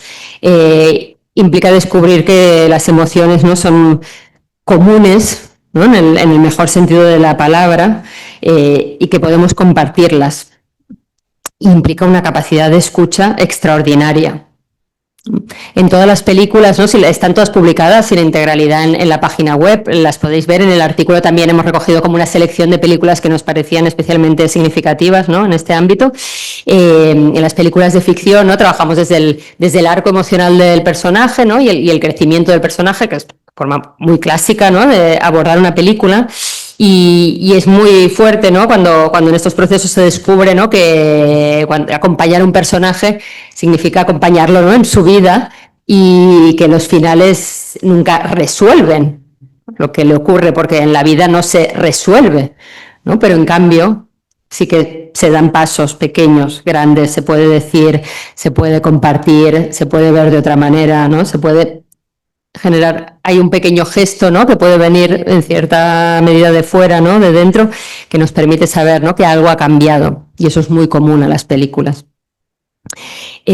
También porque la manera de expresar todas las emociones es cinematográfica, no es diciendo qué me pasa, ¿no? Que sería como el formato de la telenovela, ¿no? Para entendernos rápido, ¿no? Es como vamos a expresar cinematográficamente esto de lo que estamos hablando, pues eso implica, claro, poner en juego una gran complejidad, ¿no? Cómo profundizar en esas emociones para darles una forma cinematográfica, ¿no? Y las emociones de las que hablamos nunca van a ser las etiquetas banalizadas, simplificadas, ¿no? Podríamos decir también institucionalizadas, ¿no? Del tema. No, son emociones con todas sus matices, infinitud, complejidades, dificultades, no cerradas, como las vivencias, ¿no? Como las vivencias de todos ellos, y la posibilidad de saber que las vivencias son así.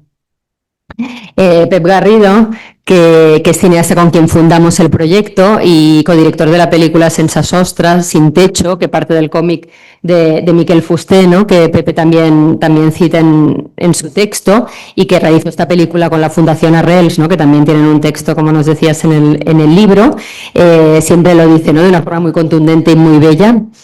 Cuando los chicos, chicas descubren que el arte habla de ellos, ¿no? Que el arte habla de nosotros, es una revolución. Hay un antes y un después. Descubrir que el arte habla de nosotros. Y podríamos añadir, es revolucionario también saber que importa hablar de nosotros, ¿no? Que esta voz, ¿no? Su voz, niños y jóvenes, pero también, ¿no? Las personas que viven en intemperie, que sufren tantos silencios, es importante que pueda ser escuchada, ¿no? También en el texto, ¿no? Beatriz decía iluminar las voces menos escuchadas, ¿no? Que es muy bello, ¿no? Y eso nos permite, ¿no? El arte, no solo iluminarlas desde fuera, sino que las personas sepan que esa voz que tienen, no les damos voz, la voz la tienen, ¿no? Pero ese lugar es importante, ¿no? Tomarlo, hacerlo suyo. Y ese cine, ¿no? De autores, habéis visto, tal vez algunos los conocéis, ¿no? Que al principio era tan extraño, ¿no? Descubren que les interpela, y eso también es revolucionario, descubrir que el arte, la cultura tiene que ver con nuestra vida, ¿no? El cine que vemos, las obras que vemos, el teatro, ¿no? Las artes visuales nos permiten vivir mejor, amplían nuestra experiencia de vida, nos acompañan, ¿no? Muchas veces, si no se da en la escuela, muchas personas nunca van a descubrir eso en su vida, jamás, ¿no? Y te cambia la vida, ¿no? Y a la vez, ¿no? El cine les permite hablar, ¿no? Expresar vivencias, inquietudes, les permite proyectarse en el doble sentido, ¿no? Mostrarse y también proyectar horizontes, ¿no? Esos horizontes que muchas veces no tienen.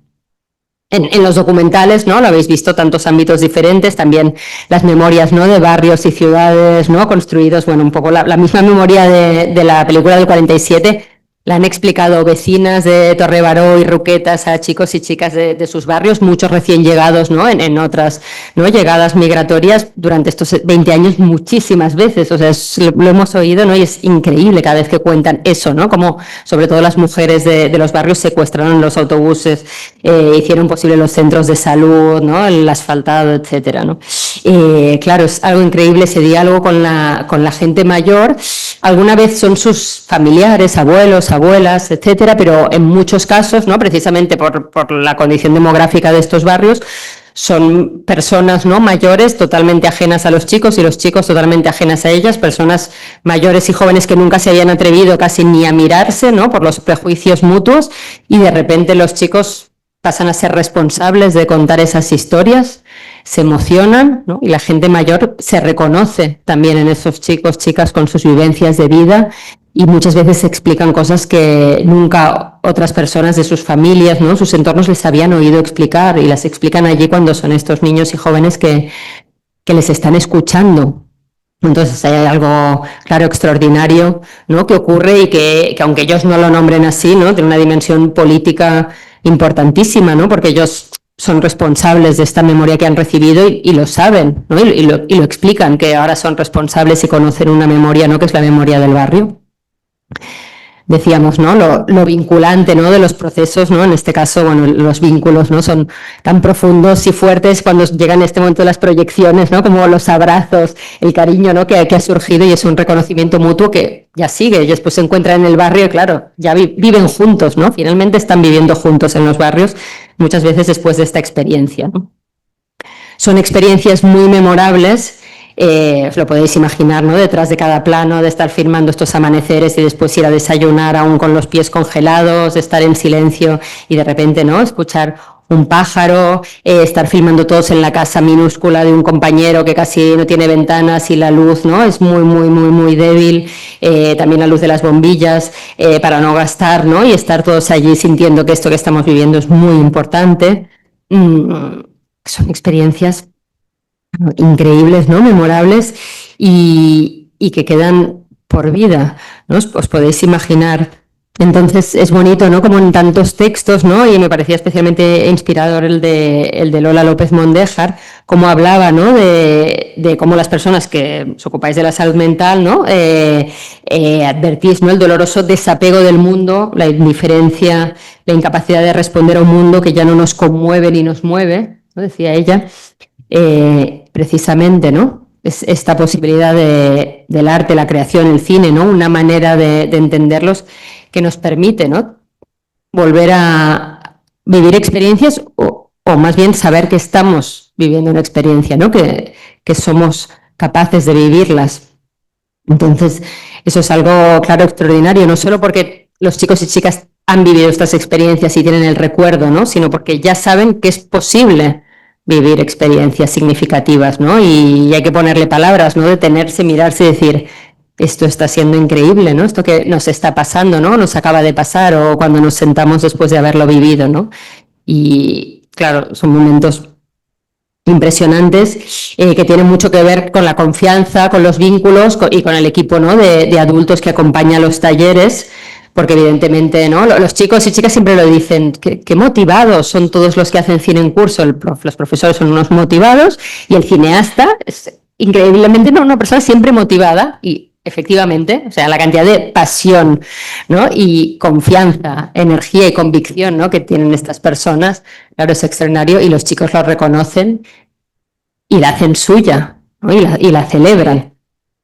Entonces, esta confianza, ¿no? que se trabaja, no viene dada, la confianza se transmite, se contagia, ¿no? igual que los vínculos, ¿no? se construyen, se trabajan en el tiempo.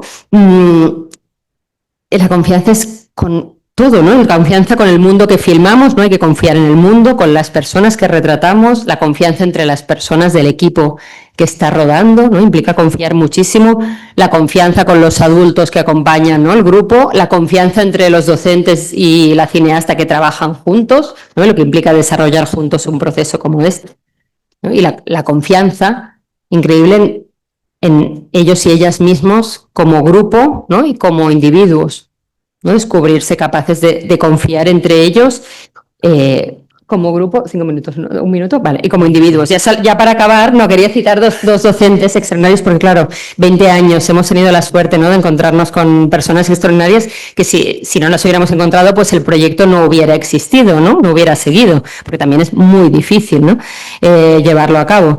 Y entonces Isabel Rivera, que se jubiló hace unos años y la conocimos eso en sus últimos años, decía que es muy radical, ¿no?, el proyecto, porque depende de que cada persona, o sea, cada una de las personas del grupo quiera darse, que desee, que quiera comprometerse, que quiera implicarse, y a todo eso, claro, no obliga el marco escolar, ni las notas, ni el hecho de que haya un profesor, no, eso es algo que tiene que generarse, ¿no?, que se da, y se da, ¿no?, haciéndolo, y ella cada año, ¿no?, le parece como, es increíble, ¿no?, ha vuelto a pasar, y cada año, y en cada taller, y en cada contexto, ¿no?, ha vuelto a pasar, ¿no?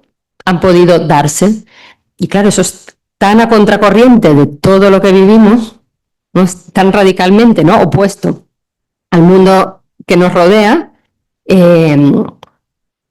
que es revolucionario, ¿no?, decía Pep, y extraordinariamente transformador. O sea, claro, os podéis imaginar, ¿no?, es que está a contracorriente de todo. O sea, es lo más disruptivo que hay, pararse a atender también en la escuela. En la escuela nunca hay tiempo de nada en general, si los que conocéis un poco desde dentro las instituciones educativas. O sea, 1000 horas al día, 10.000 horas, ¿no?, que dice Richard Sennett en la vida escolar obligatoria, y no hay tiempo. Pues dar ese tiempo, pararse, atender, escuchar, guardar silencio, en lugar de lo colectivo, lo individual, ¿no?, lo colectivo y paradójicamente singular, ¿no?, es tan a contracorriente que es precisamente, ¿no?, lo que hace que sea tan grande, ¿no?, y que sea posible, ¿no?, que las transformaciones y revoluciones se den. Y es ahí, ¿no?, donde queremos estar, y seguramente, ¿no?, somos muchos a querer estar ahí, ¿no?, en esa resistencia, y en ese sentido, ¿no?, me parecía leer los textos, ¿no?, que hay algo como muy común, ¿no?, en este principio del arte y la escuela, ¿no?, y una determinada construcción, pensamiento de la construcción de la salud mental, compartiendo eso, ¿no?, ser como un espacio de resistencia, ¿no?, un espacio donde todavía es pensar, ¿no?, o creer o soñar, y por momentos hacer existir otros mundos. Entonces, bueno, ahí estamos siguiendo intentándolo. Gracias. Pues, yo creo que es tarde, ¿eh? Bueno, muy intenso todo el día y muy poco tiempo. Me encanta, Nuria, esta idea de mirar el mundo y construirlo, ¿no? Con adolescentes es una experiencia, y pensaba que a los compañeros de mañana les ha abierto está el camino abierto para la grupalidad, para lo colectivo, para... Nuestro horario también era un poco de resistencia, pero era hasta las 2:30, pero debe coincidir con otras cosas, ¿no? Es que claro. Yo creo que tenemos un ratito, si queréis, bueno, yo creo que hasta 1:30. Esta hora yo creo que es un poco complicada, ¿no? Acabar en la hora de comer estamos, pero bueno, nosotros encantados de que sigáis y de que planteéis algunas cuestiones, si queréis, sobre todo a Nuria y a Bea, que la conocéis menos, porque en fin, yo ya estoy más repetitivo, pero vosotros es muy nuevo las cosas que nos plantean, ¿no?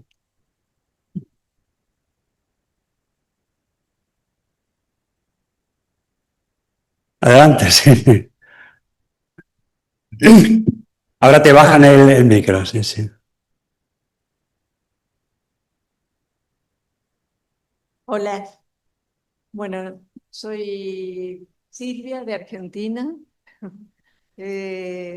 Vengo de una crueldad tremenda, y todo esto me hizo acordar, no son adolescentes, pero están participando los adolescentes de la creación de la película El Eternauta, que la hizo Darín.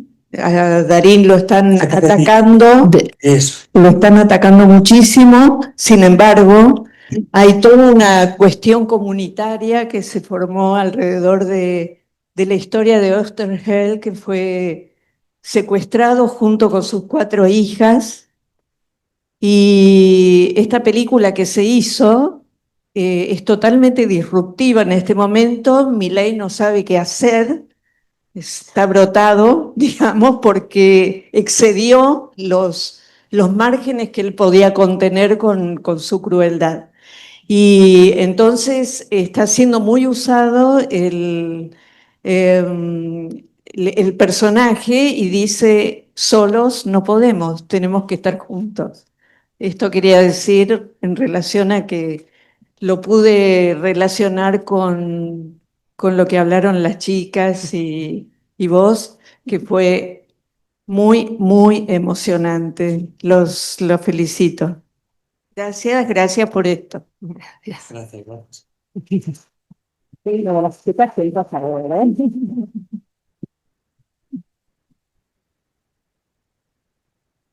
¿eh? Hola, ¿se oye, no? Sí, acércalo bien, Lola.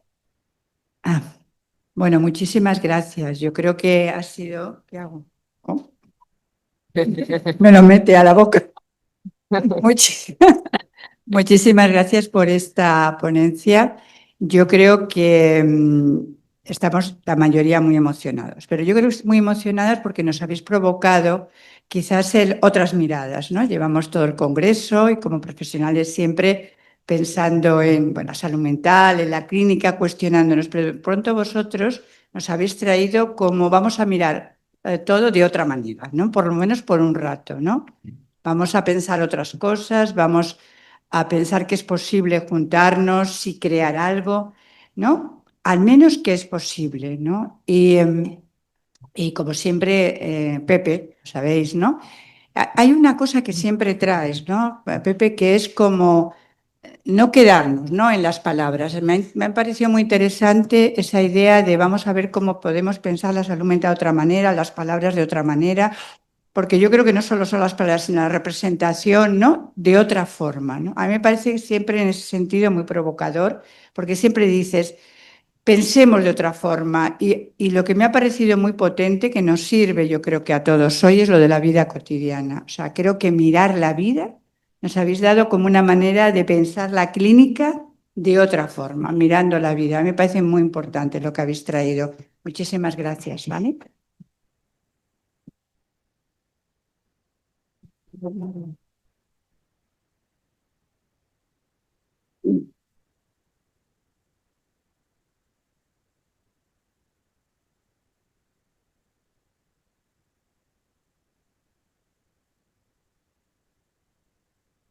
Ya qué importante, Lola, poderse encontrar, ¿verdad? O sea, que no, precisamente, ¿no? Todo lo que hablábamos, ¿no? También podría, ¿no? Agruparse en esta cuestión del encuentro, ¿no? Y los encuentros tan decisivos, ¿no? En el día a día con las personas, ¿no? Con los espacios que se crean, ¿no? Y también que estos espacios, ¿no? Como este de hoy también sea una posibilidad de encuentro, ¿no?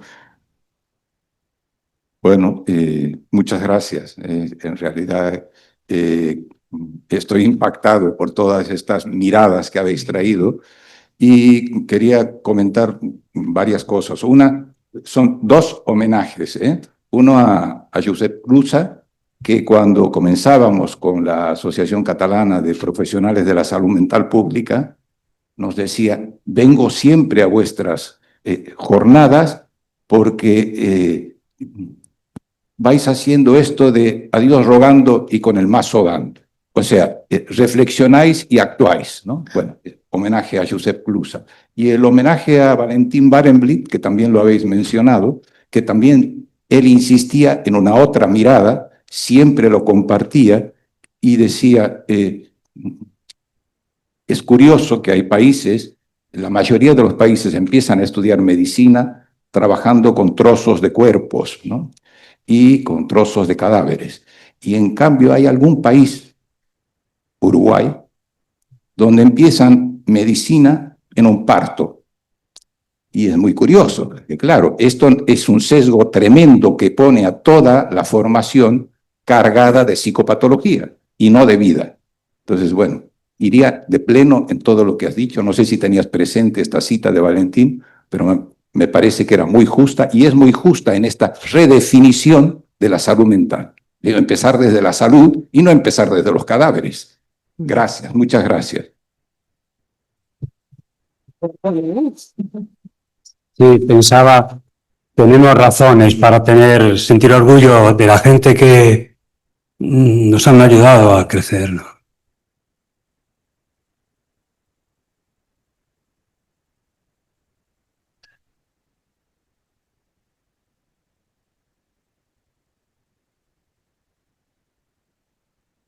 Hola, buenos días. Me gustaría destacar la importancia de la conversación, reivindicar la conversación. Creo que es algo que el arte nos trae, además, como forma de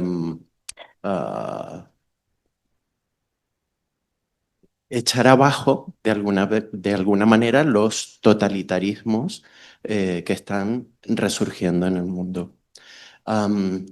Frente a esta idea, quería evocar una escena del 47 que me impactó especialmente, y es la primera conversación que tienen Manolo y Carmen, una conversación que parte de una posibilidad de una guerra verbal, pero que acaba transformándose en una verdadera conversación, que es la aceptación de la diferencia del otro. Me parecía algo bastante importante, creo que es algo que atraviesa el trabajo en el libro, y creo que las artes nos pueden aportar mucho o nos pueden enseñar mucho a recuperar eso humano que tiene la conversación. Gracias.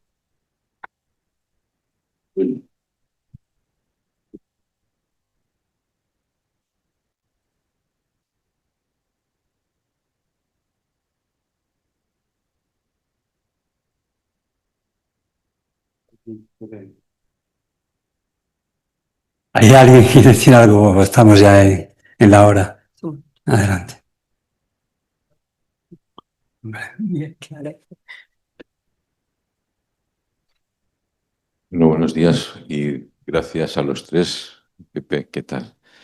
Voy a decir, creo que lo han dicho los otros compañeras y compañeros que han hablado, Enrique también, me parece que ha sido muy acertado lo que ha comentado sobre la vida, pero no me resisto a no intervenir, decir una cosa como ¿qué nos ha pasado que necesitamos como terapia recuperar la vida?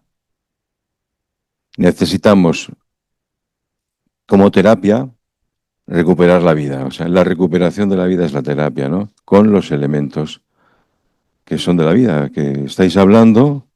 Primero, que te lo han señalado, Pepe, la cotidianidad. Nosotros trabajamos con el problema de que no con lo extraordinario en la vida de una persona, sino con la pérdida de lo cotidiano, lo de encontrarse todos los días de una manera, sentir que está a gusto y que le apetece vivir, ¿no? Y todo este encuentro que habláis, yo trabajo en grupos sobre todo, y dices, es el reencuentro con el otro y el redescubrimiento de uno mismo. Es decir, fundamentalmente es esto. Y son elementos que son de lo cotidiano, de la vida, de lo de que siempre tendría que haber estado y que nos ha pasado, de alguna manera, para haberlo perdido. ¿Qué pasa con la psicopatología y dónde nos metemos ahora con todo eso? Muchísimas gracias a los tres. Muchísimas gracias.